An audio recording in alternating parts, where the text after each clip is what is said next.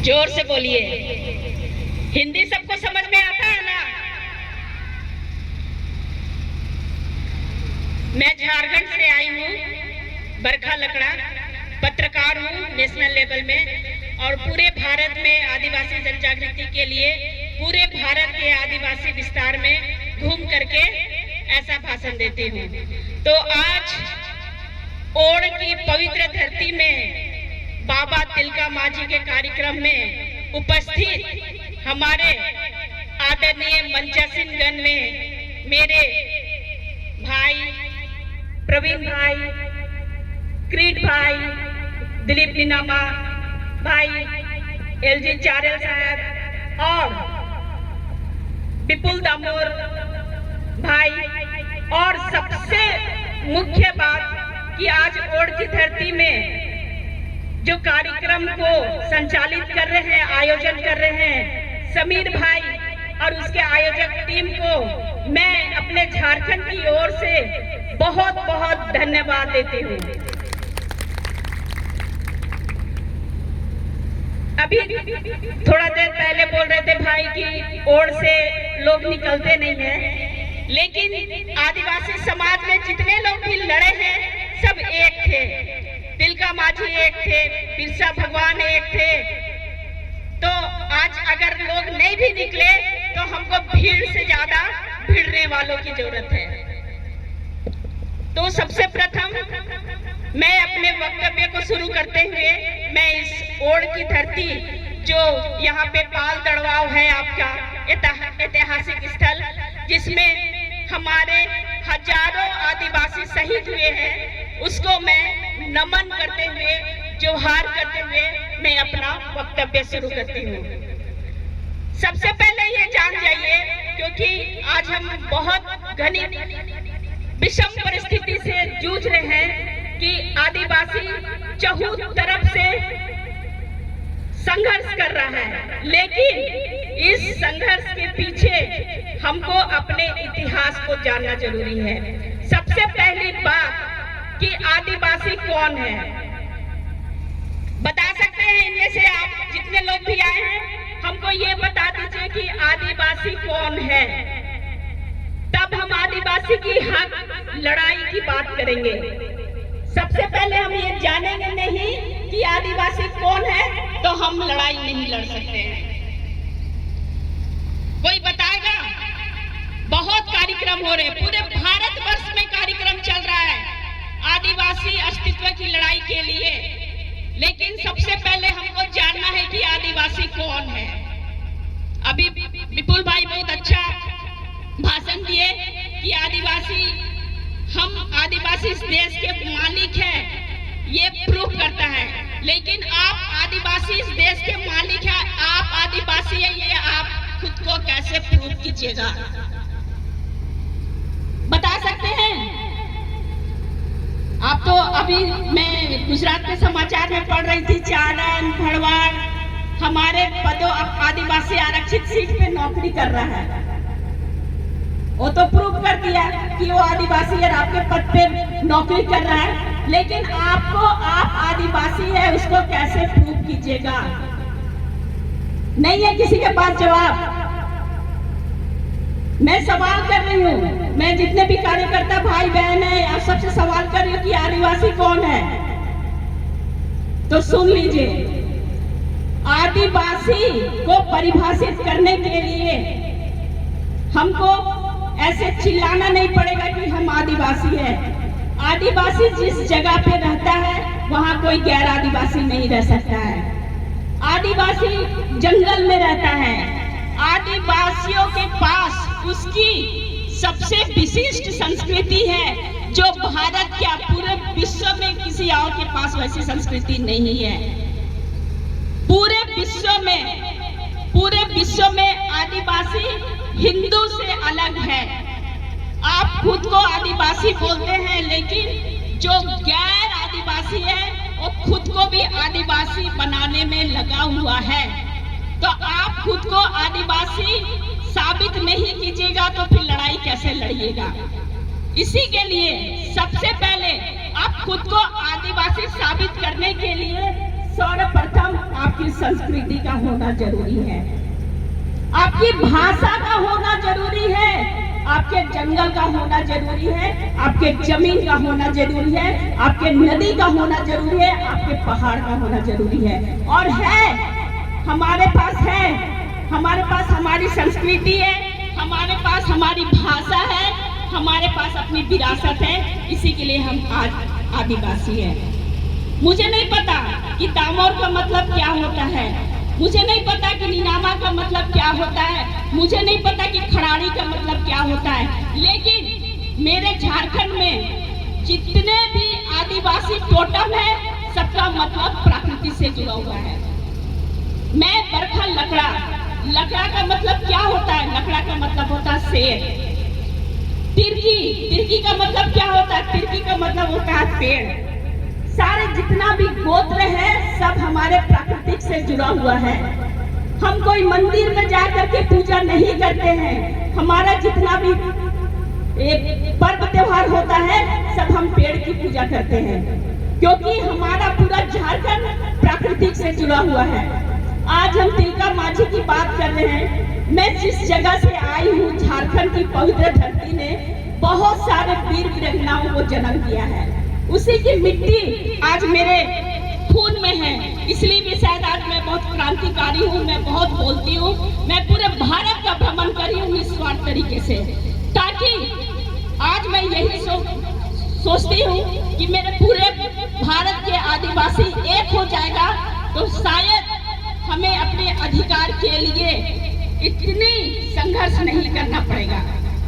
आप जान जाइए, सबसे सर्वप्रथम बात कि आप आदिवासी हैं, इसको प्रूव करने की जरूरत नहीं है, क्योंकि इसको प्रूव गैर आदिवासियों ने किया है कि भारत का मूल निवासी आदिवासी है। राखी गढ़ी, सुने हैं राखी गढ़ी? ये हरियाणा में है। वहां पर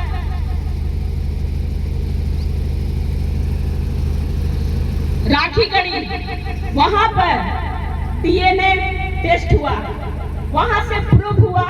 वहां बसंत सिंह प्रोफेसर ने ये प्रूव कर दिया कि भारत में जो हड़प्पा संस्कृति में जितने भी लोग थे वो सारे आदिवासी थे, जो आर्यों से अलग थे। वो तो प्रूव हो गया कि भारत के मूल निवासी आदिवासी है। तो फिर आर्य वहां पर निवासी नहीं था। इससे पहले, आर्यों के आगमन से पहले कोई रहता था, वो लोग कौन थे? तो राखी गढ़ी में जब डीएनए टेस्ट हुआ तो पता चला कि आर्यों से भी पहले वहां पर ऑस्ट्रेलाइट द्रविड़ियों की जनसंख्या थी।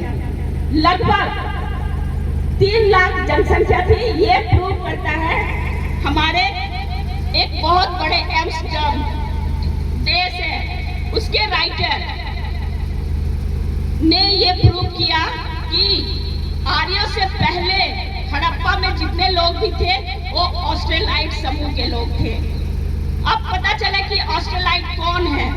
पूरे विश्व में 4 समूह हैं, एक आर्य, एक ऑस्ट्रेलाइट, एक मंगोलाइट और एक द्रविड़ियन। हम सब जितने बैठे हुए हैं ना, सब जान जाइए, ये जानना जरूरी है कि आपका समूह क्या है। आप आर्य समूह से नहीं है जो यहाँ के हिंदू लोग हैं, आपका समूह है ऑस्ट्रेलाइट, जो हमारे राखी गढ़ी के अनुसंधान में हमारा डीएनए मिला है। भील, आप सब भील कम्युनिटी के हैं, जितने भी हैं आप सब भील कम्युनिटी के हैं, तो आपका रक्त समूह ऑस्ट्रेलाइट है। ये आपको जानना पड़ेगा कि आप कौन है, आपका रक्त समूह क्या है, तभी हम बात कर सकते हैं। आप जितने भी भील है ये ऑस्ट्रेलाइट है, तभी हम अपने आप को मूल मालिक बोलते हैं। ये गैर आदिवासी जानता है कि आर्य लोग बाहर से आया था, लेकिन आज देखिए मोहन भागवत का स्टेटमेंट देखिए कि हिंदू आदिवासी है। हम नहीं बोल सकते हैं क्योंकि हमको ज्ञान नहीं है कि आदिवासी कौन है। हम अपने आप को कैसे प्रूव करेंगे कि हम आदिवासी है? हमारी एक अपनी पहचान है, हमारी संस्कृति है। क्या गैर आदिवासी रहेगा हमारे जैसा जंगल में रहेगा, अमेज़न में रहेगा? अमेज़न में आदिवासियों में कितने संरक्षित किया है वहाँ के संसाधनों को कि पूरा विश्व को 20% ऑक्सीजन मिल रहा है हमारे आदिवासी विस्तार से। आदिवासियों को आज सारे लोग जंगली बोलते हैं, लेकिन आप प्रूव करते हैं ना, ये सरकार भी मान गई है कि आदिवासी यहाँ के मूल निवासी है। इसका सबसे बड़ा उदाहरण है अंडमान के जरवा आदिवासी। जब सुनामी आया था, जरवा लोग वहाँ से सैकड़ों करोड़ों साल से रह रहे हैं। उनको विस्थापित नहीं के लिए सरकार वहाँ पर नहीं जाती है, क्योंकि वो लोग मुट्ठी भर है, लेकिन उनसे डरती है। क्यों? क्योंकि उनके पास अपनी ताकत है। मुट्ठी भर है, लेकिन उसके पास अपनी ताकत है। उनको पेड़ों का ज्ञान है। जब उनके जरवाओं का जब बच्चा पैदा होता है तो वो कोई हॉस्पिटल में नहीं जाते, उनको प्राकृतिक रूप से अपने संसाधनों की जानकारी है। ये है आदिवासी। आदिवासी ही मूल मालिक है प्रकृति का, उनको ज्ञान है। वो प्रकृति के साथ जीते हैं, वो प्रकृति के साथ मरते हैं। जमीन सिर्फ हमारा पेट भरने का साधन नहीं है, जमीन से हमारी विरासत, हमारी संस्कृति, हमारे पुरखों का बलिदान सम्मिलित है। आज क्यों बोलते हैं चारों तरफ हम जल जंगल जमीन के लिए क्यों लड़ाई लड़ रहे हैं? इसका इतिहास आपको जानना पड़ेगा, क्योंकि हमारे पुरखे आप तिलका माझी की बात कर रहे हैं। ये 1750 में जन्म लिए, लेकिन उससे पहले भी हमारे पुरखों ने लड़ाई लड़ा था। 1765 में ये पहाड़िया विद्रोह हुई थी। हमारे झारखंड में पहाड़िया विद्रोह हुई थी, जिसके कारण 1894 में लैंड एक्विजिशन एक्ट बना, भूमि सुधार कानून बनी। हमारे जितने भी भारत में कानून बना है, आदिवासियों के पीछे हमारे पुरखों का बलिदान है, हमारे पुरखों का शहादत है। आपको पता है 5वीं अनुसूची क्यों लागू हुआ? 5वीं अनुसूची कैसे बना? 5वीं अनुसूची के पीछे क्या इतिहास है? आज हम बात कर रहे हैं, मैं ग्राम सभा की भी बात करूंगी, लेकिन 5वीं अनुसूची कैसे बना? 5वीं अनुसूची के पीछे का भी इतिहास जानना पड़ेगा। ये हमारा 5वीं अनुसूची जो झारखंड में मिला है, हमारी 6ठी अनुसूची जो झारखंड में मिला है, वो कैसे बना? उसके पीछे भी संघर्ष है, और उसका संघर्ष है हमारे तिलका माझी का। हमारे तिलका माझी 1785 में 80 से लेकर 85 में रामगढ़ में इन्होंने युद्ध किया, तब जाकर के 1874 में हमारा अनुसूचित क्षेत्र बना। वही अनुसूचित क्षेत्र को संरक्षित करने के लिए जब संविधान बन रही थी, तब उसको 5वीं अनुसूची के तहत उसको एक अलग सा 5वीं अनुसूची मिला, 6ठी अनुसूची मिला, जिसमें पूर्ण रूप से आदिवासियों का, जहां पर आदिवासी की संस्कृति आंशिक रूप से थी, उसको 5वीं अनुसूची में रखा, और जो पूर्ण रूप से संस्कृति है उसको 6ठी अनुसूची में रखा। ये संविधान का 244(1) में 5वीं अनुसूची है, संविधान का 244(2) में 6ठी अनुसूची है। 5वीं अनुसूची के कानून को संरक्षित रखने के लिए हमारा 1996 में पेशा कानून बना। हमको ये जानना पड़ेगा, क्योंकि संविधान में जितने भी कानून बने हैं हमारे आदिवासियों के लिए पर्याप्त कानून है, लेकिन हमको जानकारी नहीं है। अभी आरक्षण की बात कर रहे थे, तो 330, 332 में आपका आरक्षण जो विधानसभा राज्यसभा के लिए आरक्षित है, लेकिन हमको मालूम नहीं है। हमारे नौकरी के लिए संविधान का 15 का भाग 2, 16 का भाग 2 में हमारे नौकरी के लिए आरक्षण आरक्षित है। हमको पेशा कानून 1996, जिसमें भी जो कानून है वो हमारे लिए आरक्षित है। जितने भी कानून बने हैं सब में हमारी जल जंगल जमीन और संस्कृति की रक्षण करने की बात करता है। क्या हम अपने जल जंगल जमीन को संरक्षित कर पा रहे हैं? नहीं कर पा रहे हैं, क्योंकि आजादी के बाद से हमें बहुत विकास के नाम पे बहुत जगहों पे विस्थापित होना पड़ा है। ये विस्थापित होने के लिए गांव उजाड़ने का कतई मतलब नहीं था, क्योंकि ठीक है आज देखिए चाइना, अमेरिका विकास हो रहा है, लेकिन वहाँ मॉडल चेंज हो गई है। वहाँ पर विकास के लिए अब गांव को उजाड़ा नहीं जा रहा है, सिर्फ 1-2 गांव उजाड़ रहे हैं विकास के नाम पे। लेकिन हम करती है उसको कोई पड़ा नहीं है। क्यों? क्योंकि आदिवासी ही ऐसा क्षेत्र है जहां से उसको विस्थापित कर सकते हैं। वो लोग जान गए हैं कि आदिवासी सीधे साधे होते हैं, उनमें अभी एकता नहीं है। वो अगर मारेंगे भगाएंगे तो वो लोग भाग जाएंगे, क्योंकि वो लोग लड़ नहीं सकते हैं। ये सरकार के हायर लेवल के ऑफिसर लोगों ने ये बात की है। सोच सकते हैं कि जिस समाज में आपके पुरखों ने आपके जंगल के लिए, आपके जमीन के लिए अपनी जान दे दी, सिर्फ तिलकाबाजी नहीं। अभी देखिए ये वीर बुद्धू भगत है, इन्होंने 1830-31 में लड़ाई लड़ी, तब जाकर झारखंड का विल्किंसन रूल बना। बिरसा ने 1900 में लड़ाई लड़ी, तब जाकर 1908 में CNT एक्ट, छोटा नागपुर काश्तकारी अधिनियम बना, जो ये भी जल जंगल जमीन रक्षा करने की बात करती है।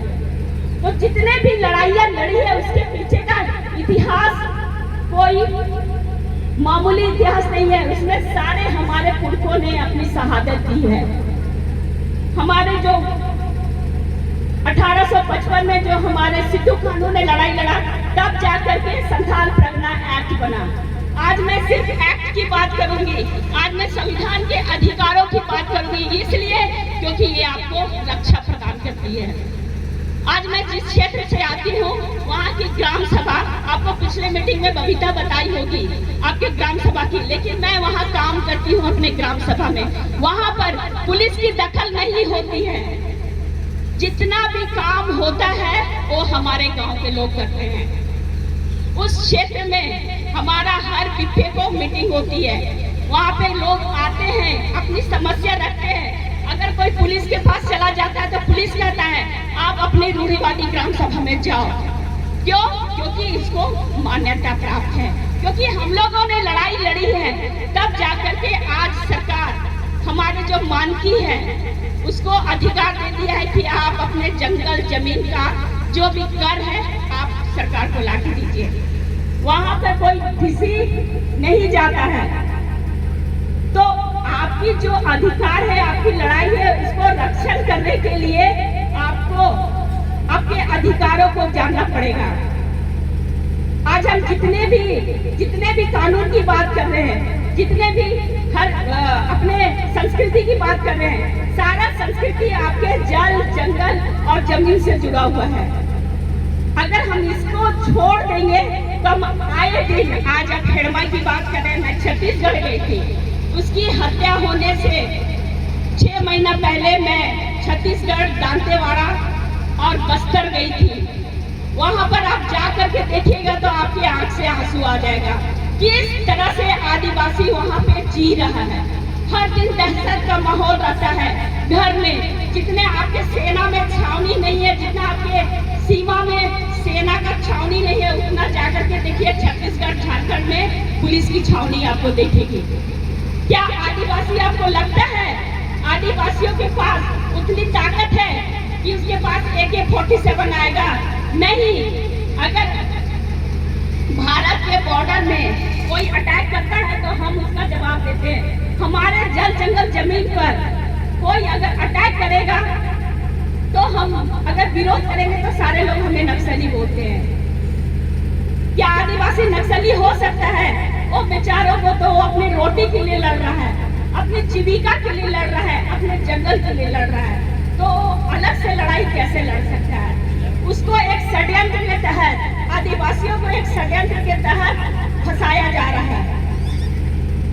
तो आज मैं, क्योंकि बहुत सारे लोग हैं बोलने के लिए, बस मैं यही बोलना चाहती हूँ कि मैं जिस समाज से आती हूँ, मैं जिस झारखंड से आती हूँ, उस झारखंड में हमारे इतिहास के जो मुख्य धारा के इतिहासकारों हैं, उन्होंने हमारे साथ बहुत शोषण किया है।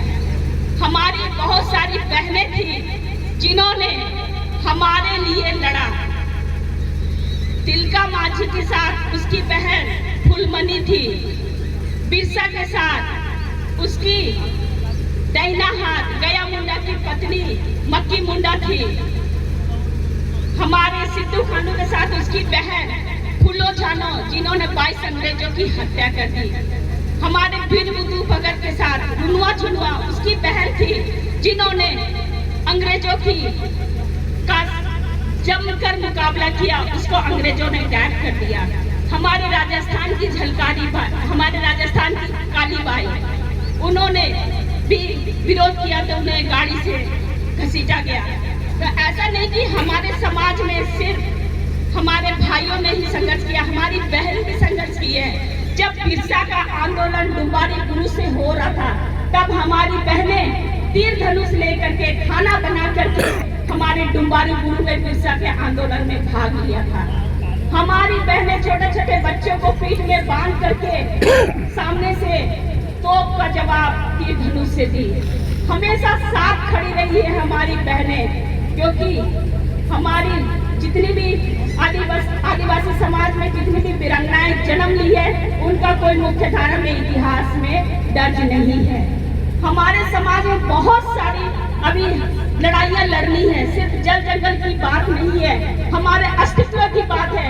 आज हम सिर्फ अगर माथे में पगड़ी बांध लिए और जय आदिवासी बोल दिए, जोहार बोल दिए, तो इसका मतलब कतई नहीं कि हम अपनी संस्कृति को बचा सकते हैं।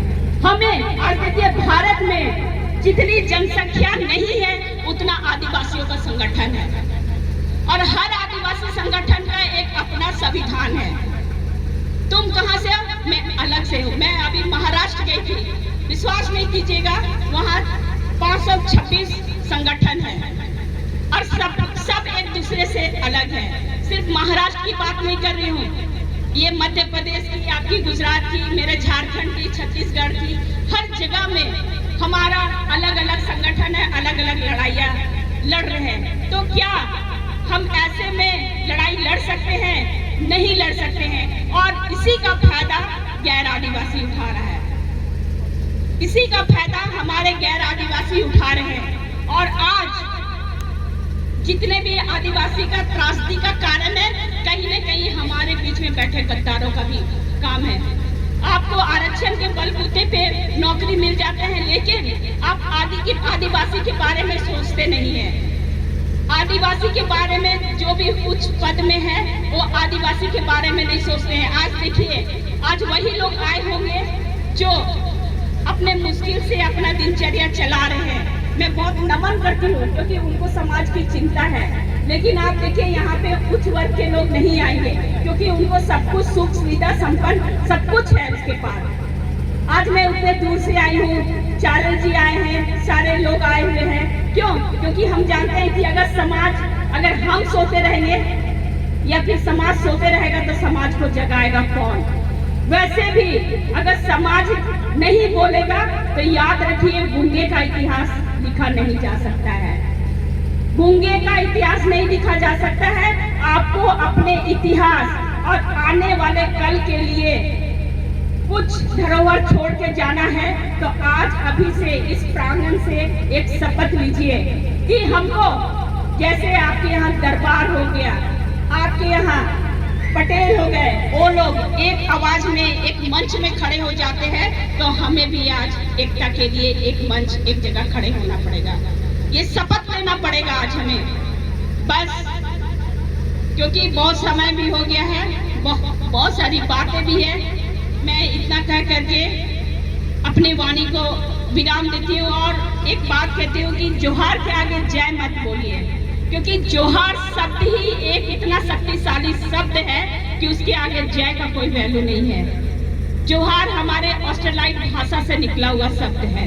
सिर्फ जोहार बोलिए, जय लगा करके हम उसको जोहार शब्द को पीछे नहीं करेंगे, क्योंकि जोहार शब्द ही अपने आप में बहुत महान है। जोहार जो हमारे झारखंड में आज तो हर जगह प्रचलित है। आपको एयरपोर्ट से लेकर के, रेलवे से लेकर के हर जगह पे आपको जोहार शब्द मिलेगा।